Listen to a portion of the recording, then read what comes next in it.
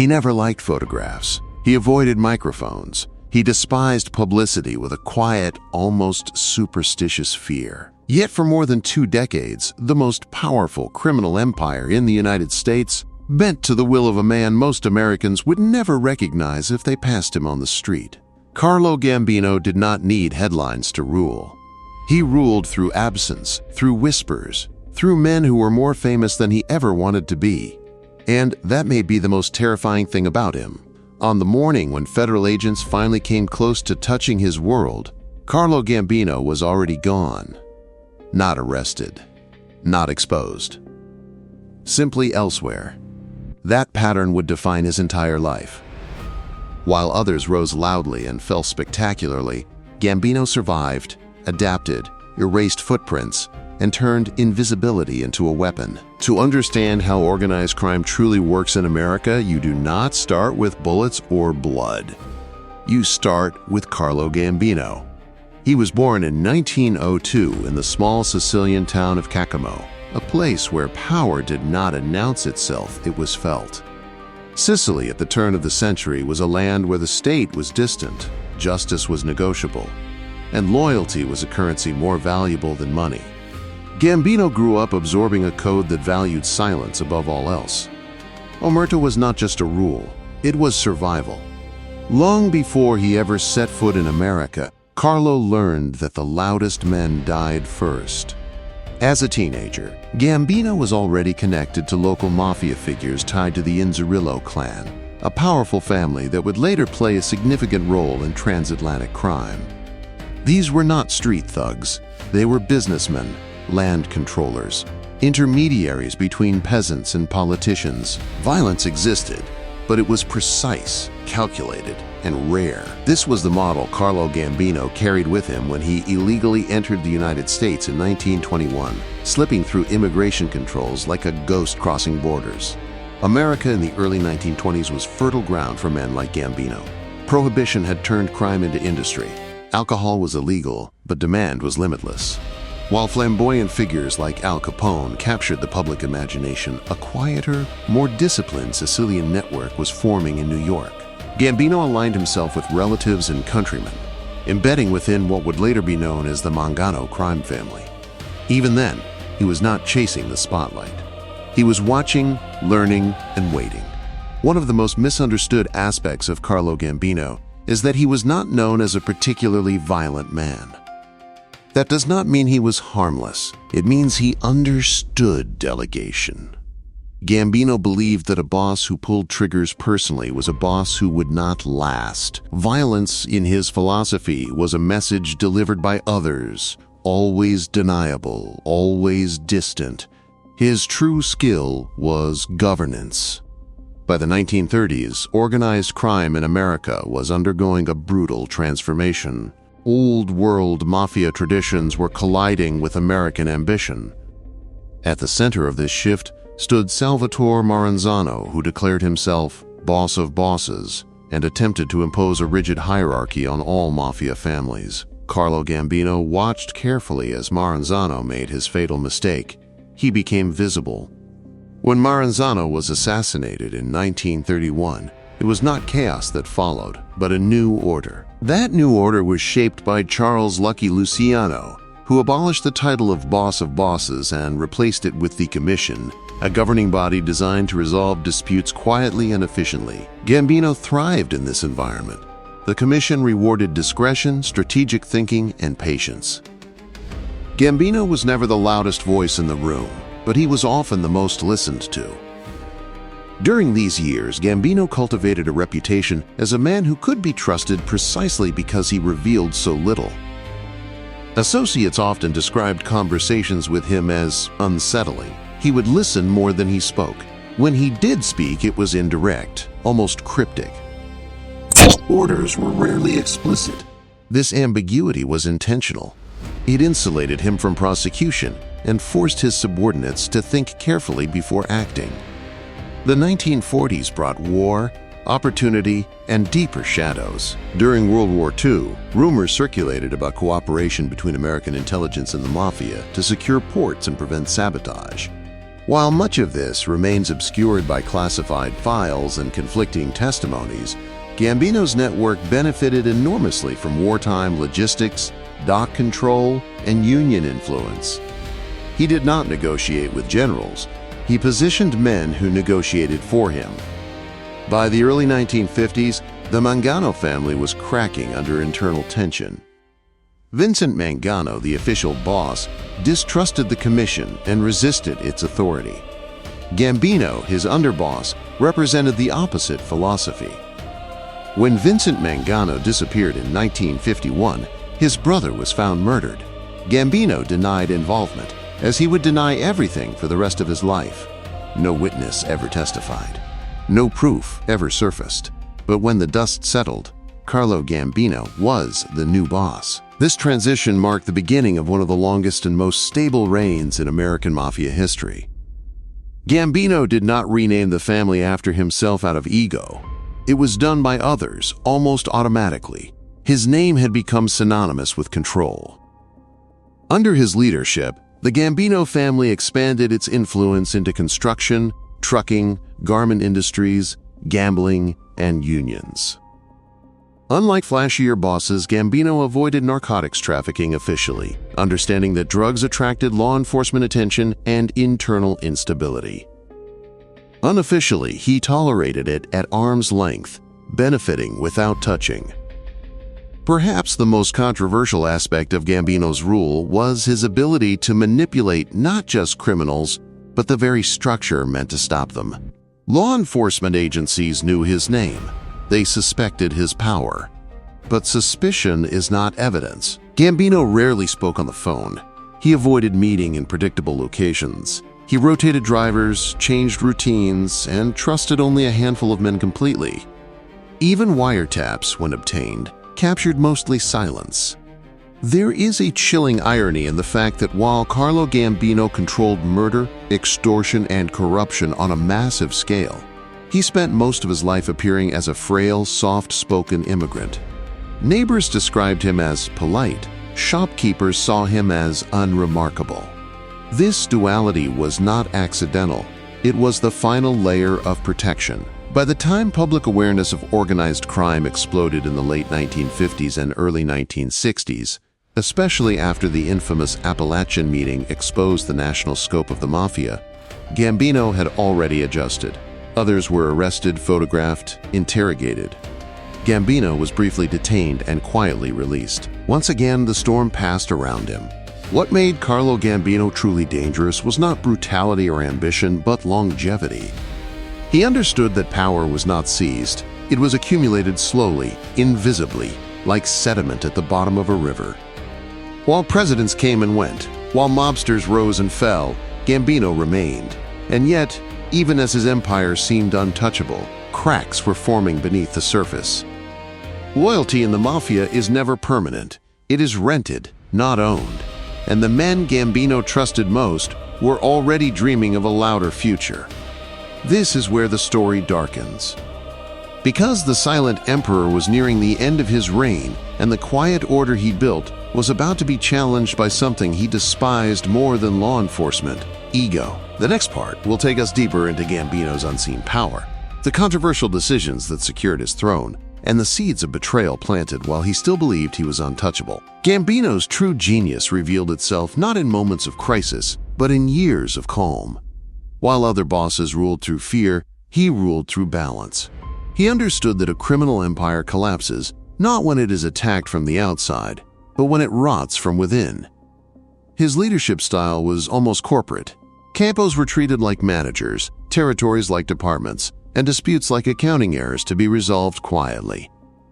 Emotion was weakness. Visibility was suicide. One of the least discussed elements of Gambino's power was his control over succession. Unlike many bosses who feared ambitious subordinates, Gambino encouraged competence, but never allowed charisma to eclipse him. Men who spoke too loudly, dressed too sharply, or attracted attention were slowly marginalized. Promotions were calculated, never emotional. Loyalty was tested not through grand gestures, but through years of patience. Behind closed doors, Gambino was deeply paranoid, but not irrational. He trusted blood relatives more than made men, especially those tied to Sicilian families. His cousin, Paul Castellano, became one of his closest confidants, not merely because of loyalty, but because Castellano represented continuity. Gambino believed the future of the mafia lay not in street violence, but in white-collar crime. Construction contracts, zoning boards, labor negotiations, these were safer, more profitable, and far less visible than gunfights in alleys. This vision put him at odds with a new generation of mobsters who craved recognition. They wanted to be feared, admired, photographed. Gambino quietly despised them. He often warned that attention was the real enemy. According to those who knew him, Gambino believed law enforcement could tolerate corruption, but never humiliation. The moment the mafia embarrassed the state publicly, retaliation would be inevitable. Perhaps the most controversial contradiction of Gambino's reign was narcotics. Officially, drugs were forbidden. Publicly, violators were punished. Privately, exceptions existed. Gambino understood the profits were enormous, and total prohibition was unrealistic. His solution was distance. Drug operations were allowed to exist on the periphery, handled by intermediaries who could be sacrificed if necessary. This moral flexibility preserved both income and deniability at the cost of internal hypocrisy. As the 1960s progressed, federal pressure increased. New laws, new task forces, and more aggressive surveillance threatened even the most careful bosses. Gambino responded by becoming even quieter. Meetings were reduced. Messages were fragmented. Decisions were delayed. To outsiders, it appeared as if he was retreating. In reality, Gambino was conducting the most dangerous experiment of his life. He was testing whether his empire could function without his voice. He understood something few leaders ever grasp. Orders create dependence. Habits create obedience. By stepping back, he forced the organization to reveal its true shape. If discipline survived in silence, the structure was sound.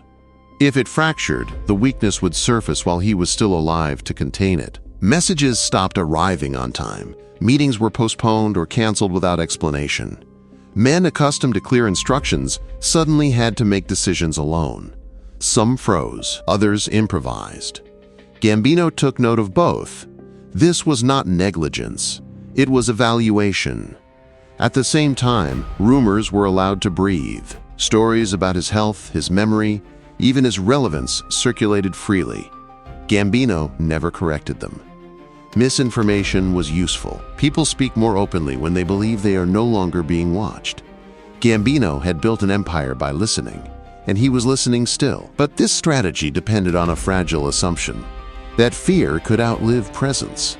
The older generation, shaped by violence and scarcity, still respected the silence. The younger men did not. They had grown rich inside a system they did not understand, protected by rules they had never paid for. To them, Gambino was a name, not a memory. And names alone do not command loyalty. This was the moment when ambition, long suppressed, began to surface. Not openly, not yet. It appeared as jokes, complaints, impatience. Small acts of defiance disguised as initiative. The structure did not collapse, but it began to bend. Gambino sensed it. Those closest to him later recalled a shift in his demeanor. He spoke even less. He trusted almost no one. The empire he had built to survive attention was now threatened by something far more unpredictable. Impatience. Paul Castellano was meant to be the answer. Educated, calculated, focused on white-collar crime, Castellano represented Gambino's belief that the future of organized crime was corporate, not violent. What Gambino misjudged was the emotional cost of that evolution. Distance created efficiency, but it also created resentment. On the streets, respect was no longer inherited. It had to be performed. This is where the trajectory became irreversible. Not with gunfire, not with arrests, but with perception. Power was no longer invisible. It was becoming symbolic. And symbols demand attention. By the time Gambino realized that silence alone could no longer enforce discipline, it was too late to reverse the momentum. The retreat, once strategic, had begun to create a vacuum, and vacuums are always filled by the loudest voice in the room.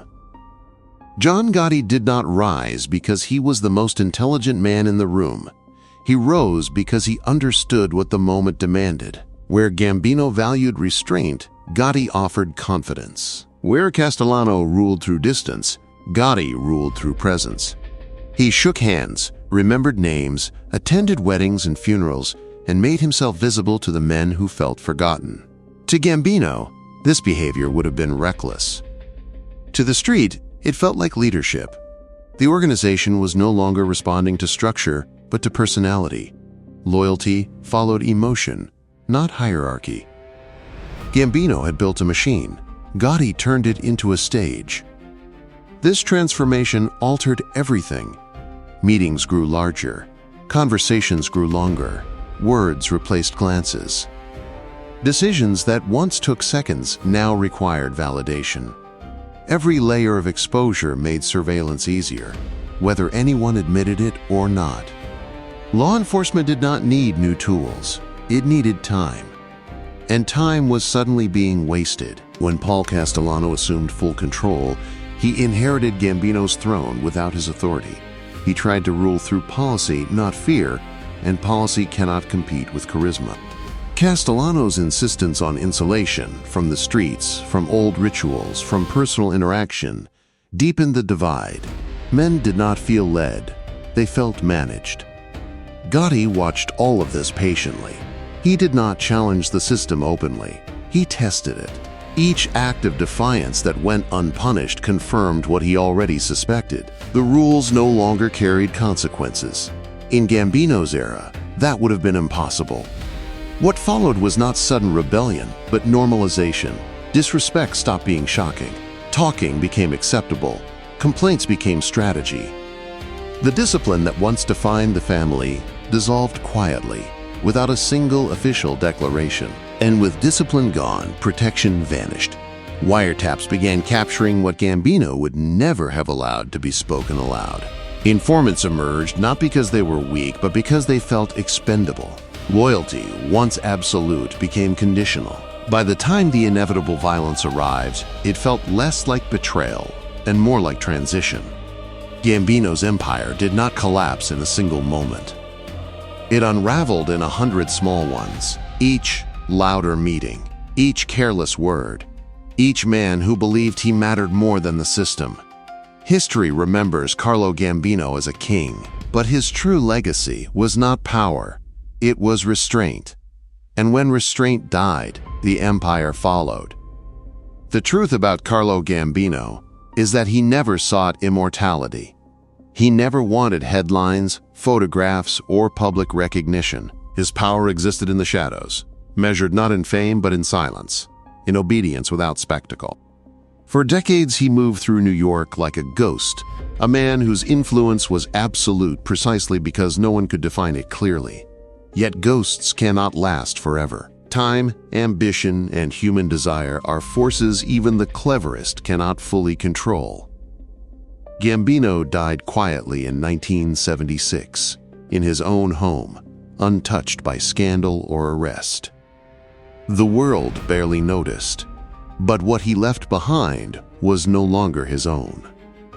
The family he had molded, disciplined, and protected now faced an entirely different America, a world of attention, exposure, and greed. Paul Castellano inherited the throne, but he did not inherit Gambino's patience. He did not inherit the instinctive understanding that power is best exercised in silence. Within years, the family became a stage. John Gotti, loud, charismatic, and mercilessly visible, transformed it into a spectacle for the media. The rules Gambino had spent a lifetime instilling, loyalty, discretion, invisible authority, were abandoned. Where Gambino had built invisible walls, Gotti built glass towers, where every action could be seen, recorded, and judged. The irony is striking. Gambino's greatest achievement was survival, and his greatest failure was the assumption that survival principles were eternal. He had created an empire capable of enduring law enforcement, rivalries, and time itself. but he could not account for desire, the human hunger to be seen, remembered, and feared. And so the empire shifted. Trials, headlines, arrests, and betrayals followed. Not because Gambino's methods were flawed, but because the people who inherited them were human, impatient, and ambitious. Silence, the greatest weapon Gambino ever wielded, became the absence felt most painfully after his death. Yet, his shadow remains. Even today, the Gambino name evokes power, respect, and fear, precisely because of the invisible lessons he left behind. Modern organized crime may be different in tools and technology, but those who study him understand the core principle. The most absolute control comes not from violence or visibility, but from patience, secrecy, and the quiet orchestration of men who believe they are acting freely. Carlo Gambino's story ends without fireworks. There is no dramatic final gunfight, no public downfall, only consequence, only silence, only the echo of a man who understood that true power is most dangerous when it cannot be seen, only felt. And perhaps, in that lesson, he achieved what no headline, photograph, or trial ever could: immortality through invisibility. Even in death, Gambino's influence rippled silently through the streets and offices he once controlled. Men whispered about him as if he were still present, a ghost guiding decisions from beyond the grave. Stories circulated, rumors that Gambino had secret contingency plans, that loyalty oaths written decades before still governed decisions, that men who believed they were free were actually following paths he had laid out long ago. Some claimed he had left coded instructions, hidden messages meant only for the most trusted, to maintain order after he was gone. Others insisted that his true genius was creating a system that could survive long enough for the mistakes of his successors to reveal themselves. What is certain is that Carlo Gambino never underestimated the human desire to overreach, and he knew how easily ambition could undo even the most perfect machinery. His successors, ambitious, impatient, and hungry for recognition, had only to step into the empire he had built to trigger its unraveling. Castellano, careful but disconnected, misread the streets. Gotti, flashy and fearless, turned visibility into power, weaponizing media attention the way Gambino had weaponized absence. The very principle that had kept the Gambino family untouchable, discipline and discretion, was abandoned almost immediately after his death. Yet even in this chaos, the echoes of his methods remained. Capos who had learned from him still operated with a precision and patience unknown in the era of headlines and wiretaps. Some operations continued quietly, unseen, immune to attention. The man who once avoided photographs and microphones had taught them that survival required more than muscle. It required invisibility. There is a certain irony in the way history remembers him. Criminals, historians, and journalists alike speak of Gotti as the face of the Gambino family, a celebrity boss whose flamboyance defined a generation. But the true architect of the empire, the silent emperor, remains largely invisible in the public consciousness. No trials, no photos, no cinematic dramatizations capture the subtle mastery of a man who understood that power is most absolute when it leaves no trace. Even today, decades after his death, investigators, historians, and students of organized crime study Gambino not for the murders he ordered, the money he controlled, or the scandals he avoided, but for his discipline, patience, and the almost supernatural ability to remain unobserved while the world revolved violently around him. Perhaps the most haunting lesson of all is this: the measure of a man's power is not the chaos he creates, but the order he leaves behind when he is gone. Gambino left behind an empire that seemed to crumble only because it was inherited by men who could not imagine silence as strength. And in that quiet, invisible genius, he achieved what few ever do: immortality without recognition, influence without presence, and control without fear. Carlo Gambino understood, better than anyone, that true power is a shadow. And shadows, unlike men, can endure forever. Even the most loyal associates could not fully grasp the scale of Gambino's mind. He was not a man of speeches or public displays. He was a man of subtle patterns, invisible threads, and contingencies designed to last decades. He had taught his men that a single careless word could destroy everything, that obedience was not just about respect but survival, and that discretion was the most valuable currency. Gambino's life in New York was one of observation and quiet manipulation. He attended meetings sparingly, communicated indirectly, and relied on a network of intermediaries to execute his will. Yet every action, every decision was precise, measured, and intended to strengthen the family while shielding himself from risk. While other bosses engaged in flamboyant shows of power, guns, public rivalries, and headlines, Gambino built his empire like a watchmaker, carefully assembling each gear and spring so that the entire mechanism functioned flawlessly without drawing attention.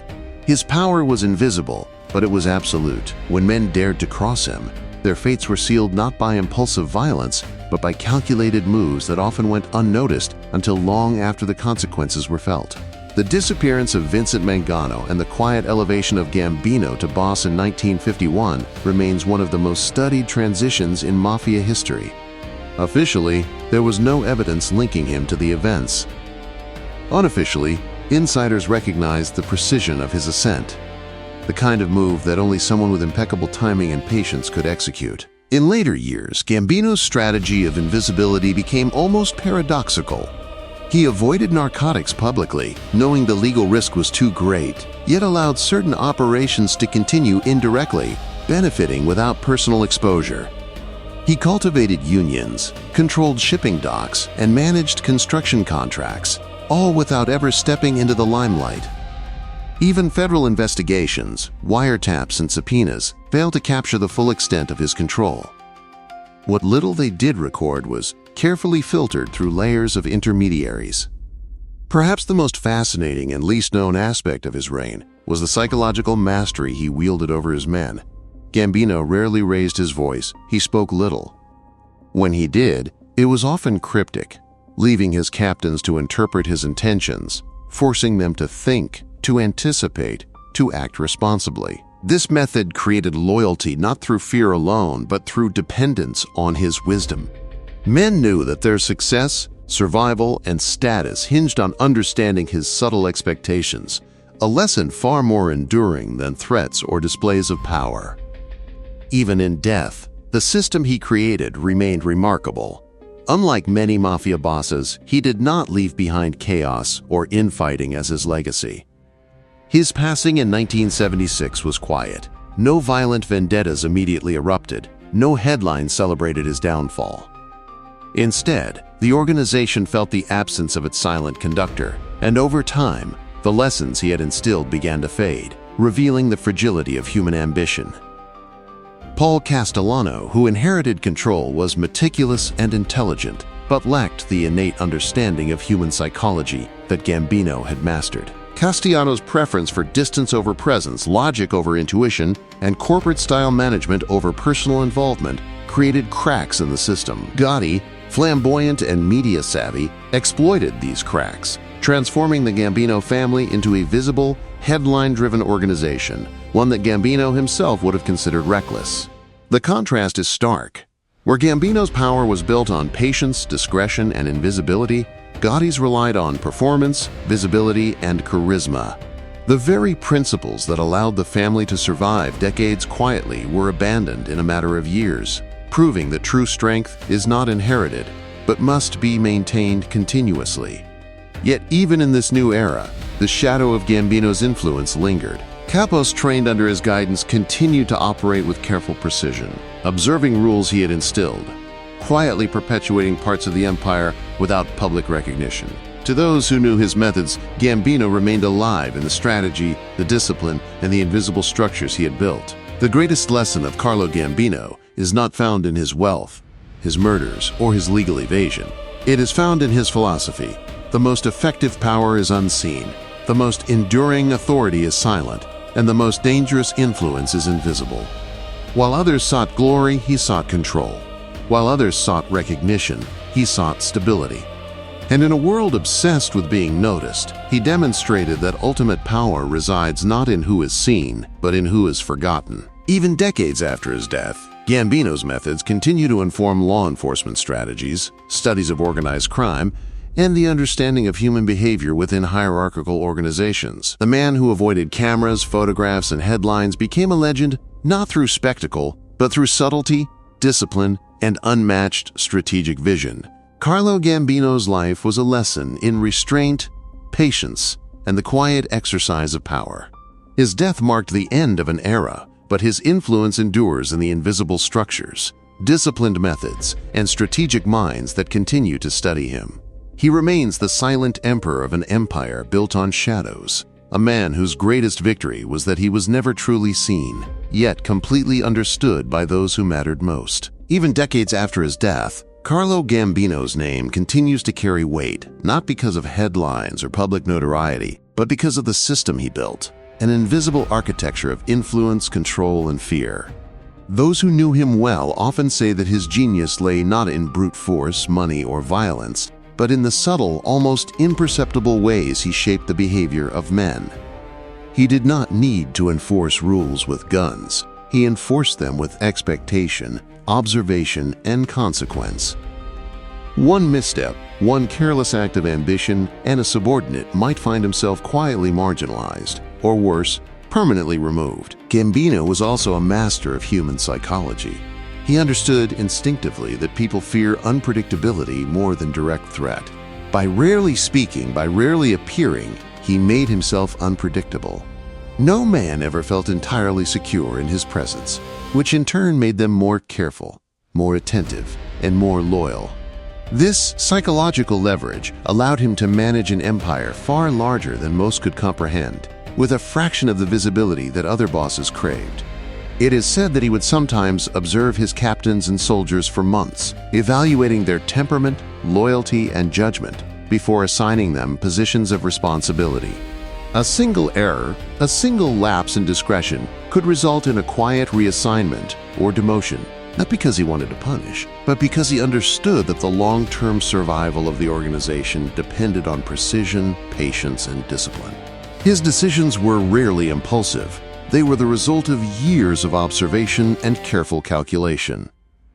One of the lesser-known controversies surrounding Gambino involved his tolerance for certain illicit activities, despite public prohibition. Officially, narcotics were forbidden under his rule, and violators were punished severely. Privately, however, he allowed controlled exceptions, managed indirectly through trusted intermediaries. This moral flexibility ensured income streams continued while shielding him from direct exposure, and it demonstrated his singular ability to balance ethics, pragmatism, and survival in a world defined by illegality. He also understood the importance of appearances, but in a counterintuitive way. While other bosses flaunted wealth and power, Gambino appeared modest, almost frail. This underestimation worked to his advantage. It lulled rivals into complacency, reduced law enforcement scrutiny, and created the illusion of an empire in which he played only a small part. Those who underestimated him were often the first to fail. During his reign, Gambino cultivated not only loyalty, but also strategic alliances, both domestic and international. His influence extended beyond New York, reaching other families and even connections in Sicily. These relationships were often invisible, conducted through trusted intermediaries, and maintained over decades. Gambino understood that true power is relational. It is measured not only by what one can do alone, but by what one can accomplish through others without direct involvement. Even the FBI and other federal agencies struggled to understand his methods, while others left trails, phone records, visible operations, informants. Gambino's empire left almost nothing. Investigators would spend years unraveling what seemed at first like minor criminal networks, only to discover that each thread led back, invisibly, to him. His success in evading prosecution was legendary, not due to luck, but due to meticulous planning, secrecy, and an understanding of human behavior few possessed. One of the most enduring myths about Gambino is that he was cold or emotionless. Those closest to him describe a man deeply human, yet disciplined to the point of surgical precision. He could be charming when needed, intimidating without threat, and persuasive through implication rather than instruction. Even his critics admit that he possessed a rare combination of patience, cunning, and insight that allowed him to survive and thrive where others failed spectacularly. Yet perhaps his most profound lesson lies in the fragility of what he built. His death in 1976 was quiet, almost anticlimactic. There were no public displays, no grand assassinations, no media spectacle. And yet, the very absence that had protected his empire for decades began to sow its own destruction. Paul Castellano inherited the family, but he lacked Gambino's instinct for invisibility. John Gotti, a man who thrived on visibility and audacity, exploited the cracks, transforming the empire into a spectacle for the media. The irony is undeniable. The very qualities that had allowed Gambino to remain untouchable, silence, discretion, invisibility, could not survive human ambition after his death. Gotti's flamboyance, Castellano's detachment, and the younger generation's hunger for recognition eroded the structures Gambino had painstakingly constructed. The empire did not collapse overnight. It unraveled incrementally as the subtle mechanisms of discipline and loyalty slowly gave way to desire, ego, and exposure. Even so, Gambino's influence persists in unexpected ways. Contemporary organized crime, law enforcement strategies, and criminology studies still cite his methods as benchmarks of control, patience, and strategic foresight.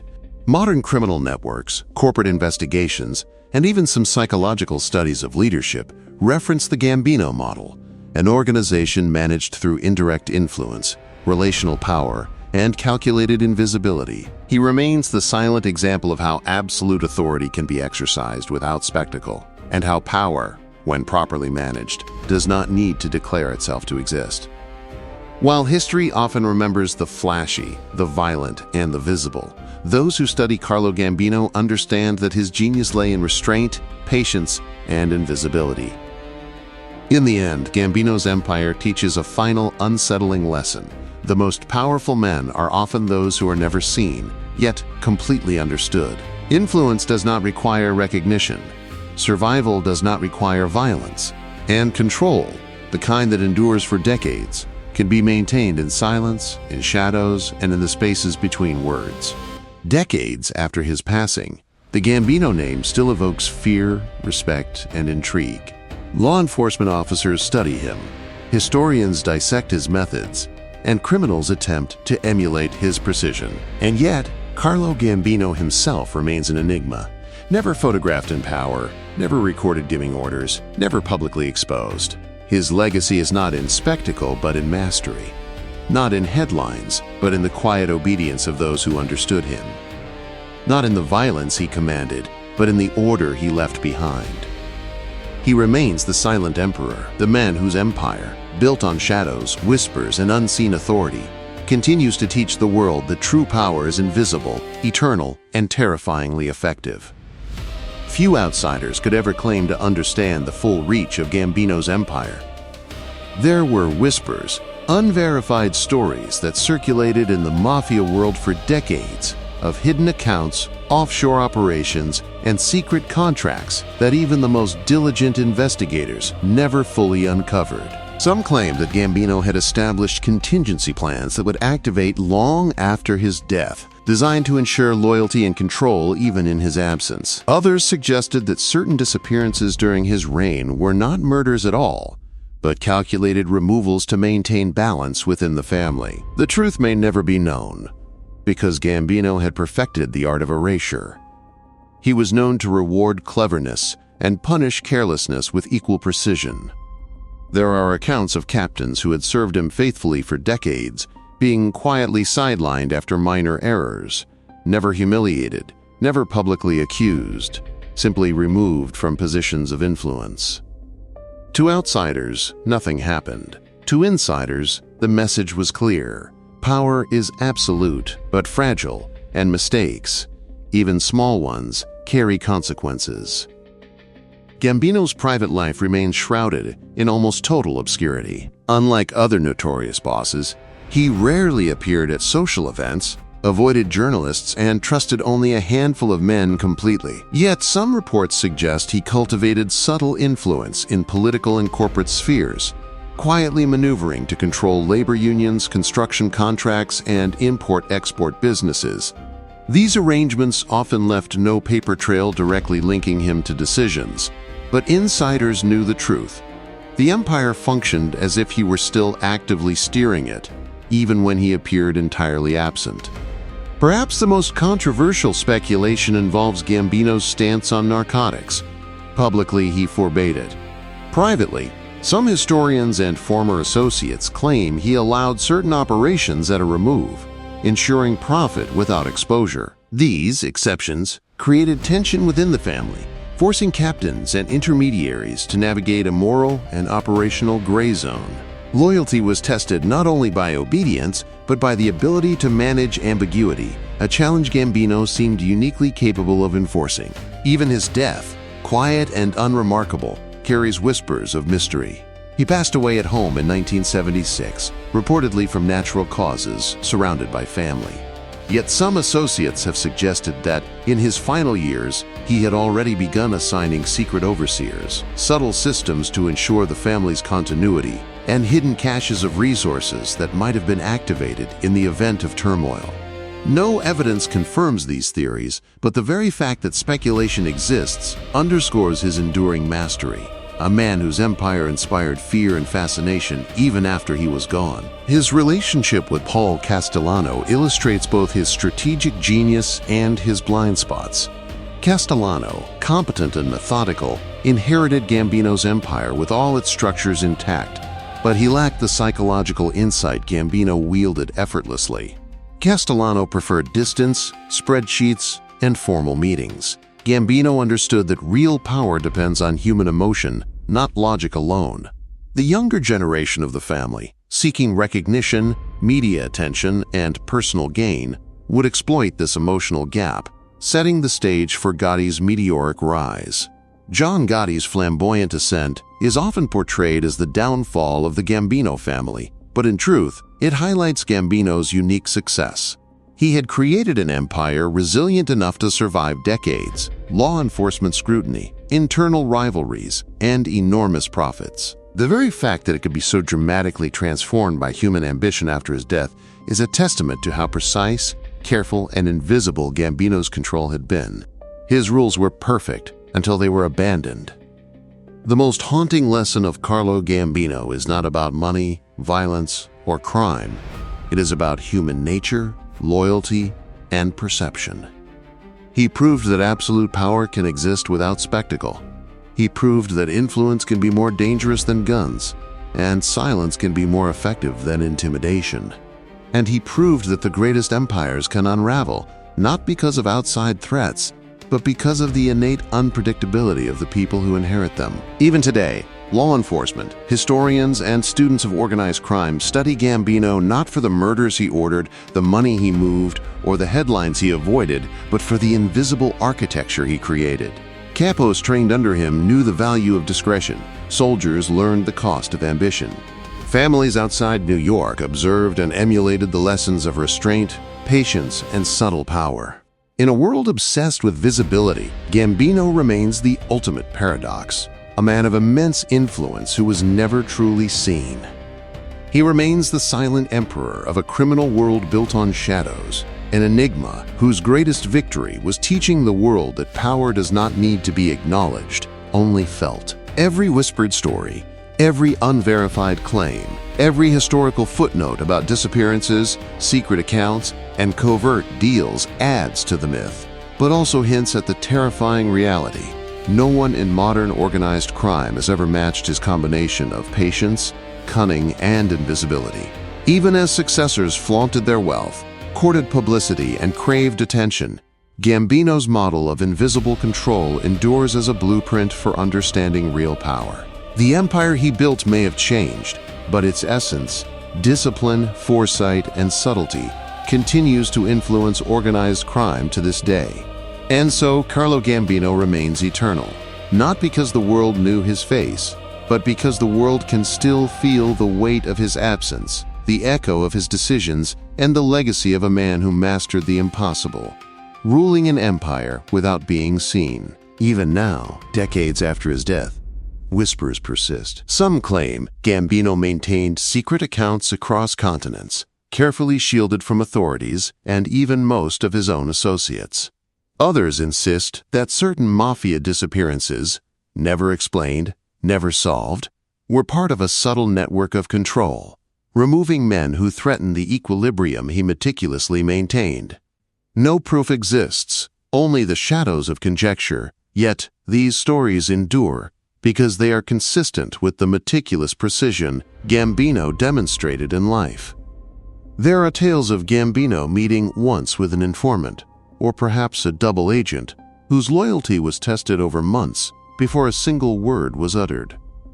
Gambino allegedly did not raise his voice, did not threaten, but simply observed, noting every hesitation, every glance, every pause. A year later, that man vanished from New York, quietly reassigned or permanently removed. Some say the order came directly from Gambino. Others believe it was a ripple effect of the systems he had built.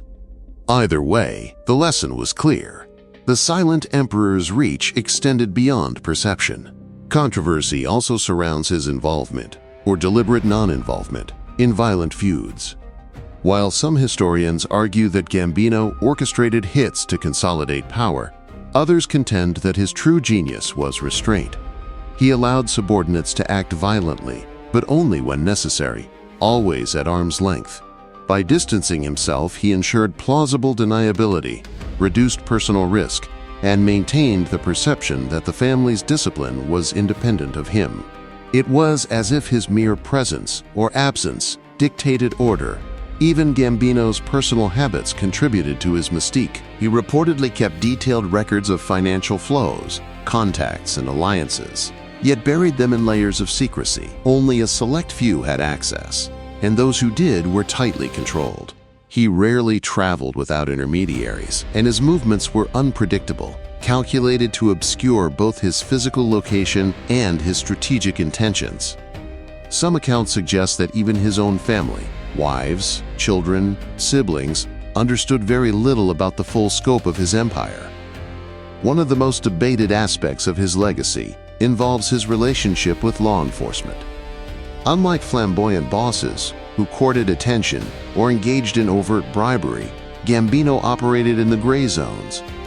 He maintained influence through quiet negotiation, subtle threats, and the strategic placement of allies within unions, industries, and even political spheres. To outsiders, he appeared powerless at times, yet every observed action, every policy, every union contract reinforced his control.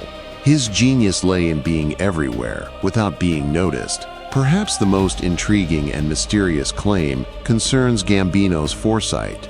Some former associates suggest that he left contingency plans designed to guide the family in the event of his death, plans so subtle that even Castellano and later Gotti unwittingly followed them in part. Whether these plans were formalized instructions or simply the cultural habits he had instilled over decades remains unknown. The ambiguity is fitting. Gambino's life was defined by shadows, and his death preserved the ambiguity of his genius.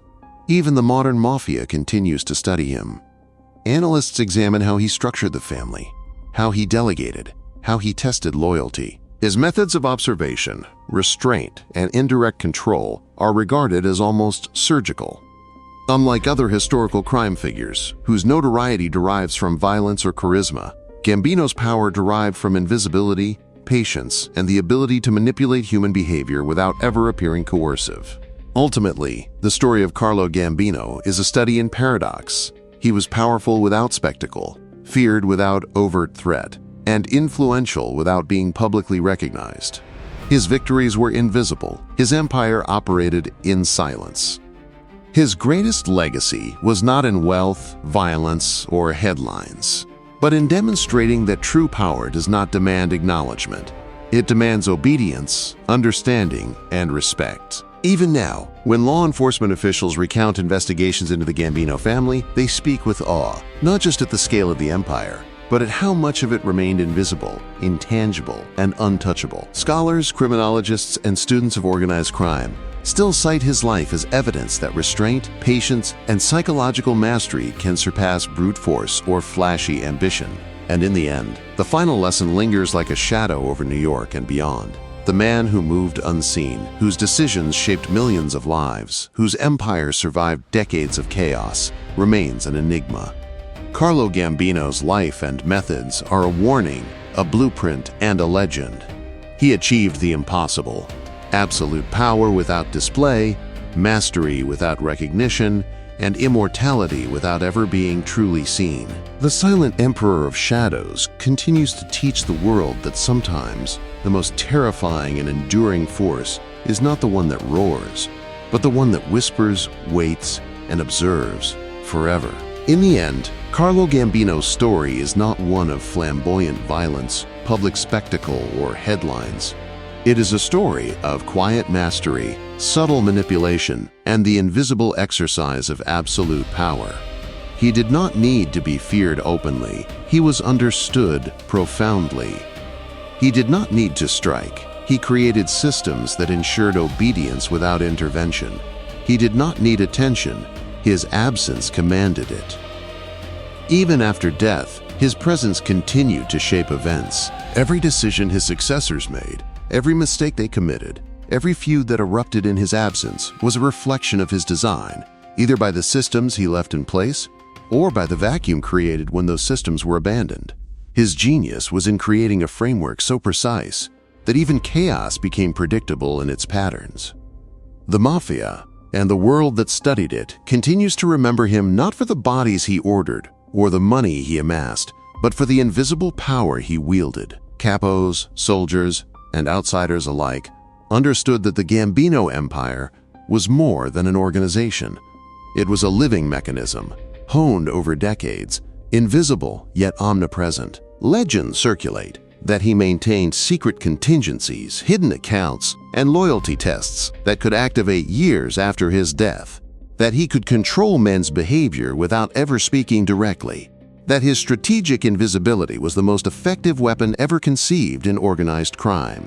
Whether these stories are fact or myth, they capture the essence of a man whose life was defined by subtlety, precision, and extraordinary foresight.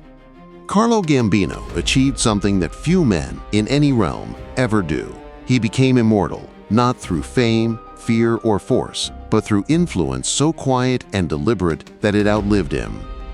He remains the silent emperor, the unseen hand, the man who proved that the most terrifying power is not the one that roars, but the one that observes, calculates, and endures. And so, the city, the world of crime, and history itself are still under his shadow. Not because he is present, but because his lessons continue to shape those who attempt to wield power in the same subtle, invisible way.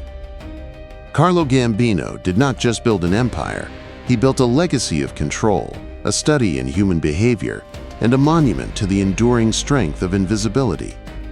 He remains, to this day, the silent emperor of an empire built on shadows, a man whose greatest victory was that he was never truly seen, yet completely understood by those who mattered most.